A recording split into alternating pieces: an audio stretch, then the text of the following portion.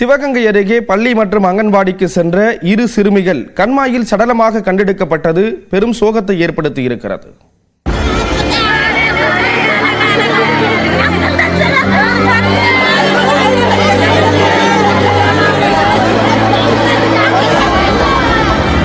சிவகங்கை மாவட்டம் இடையான்குடி அருகே உள்ளது ஆழிமதுரை என்கின்ற கிராமம். இங்குள்ள தொடக்கப்பள்ளியில் சசிகுமார் என்பவரின் 8 வயது மகள் சோபிகா 4ஆம் வகுப்பு படித்து வந்தார்.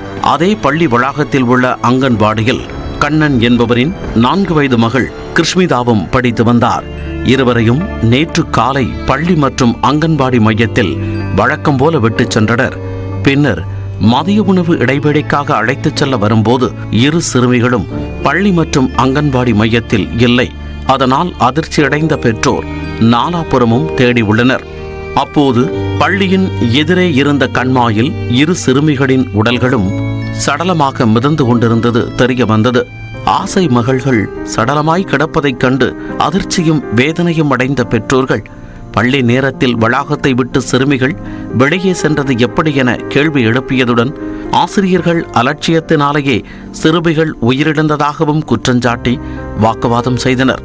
சிறுமிகளின் உடல்களை பள்ளி முன்பு வைத்து போராட்டத்திலும் ஈடுபட்டனர்.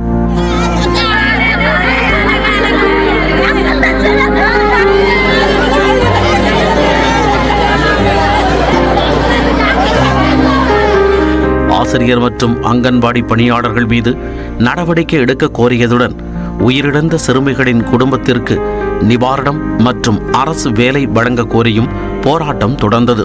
இந்நிலையில் சிறுமிகளின் குடும்பத்தாருக்கு இரங்கல் தெரிவித்த முதலமைச்சர் மு.க. ஸ்டாலின் இறந்த குழந்தைகளின் குடும்பங்களுக்கு தலா 3 லட்சம் ரூபாய் நிவாரணம் வழங்கவும் உத்தரவிட்டார். சம்பந்தப்பட்ட பள்ளியின் ஆசிரியர் தாய்மேரி ஏற்கனவே பணி ஓய்வு பெற்று ஓராண்டு பணி நீட்டிப்பில் இருந்த நிலையில் அவர் தற்போது பணி நீக்கம் செய்யப்பட்டுள்ளார்.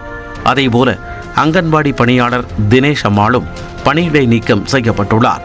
சிறுமிகளின் மரணம் பெரும் அதிர்ச்சியை ஏற்படுத்தியுள்ள நிலையில் இந்த சம்பவம் தொடர்பாக தீவிர விசாரணையும் நடந்து வருகிறது.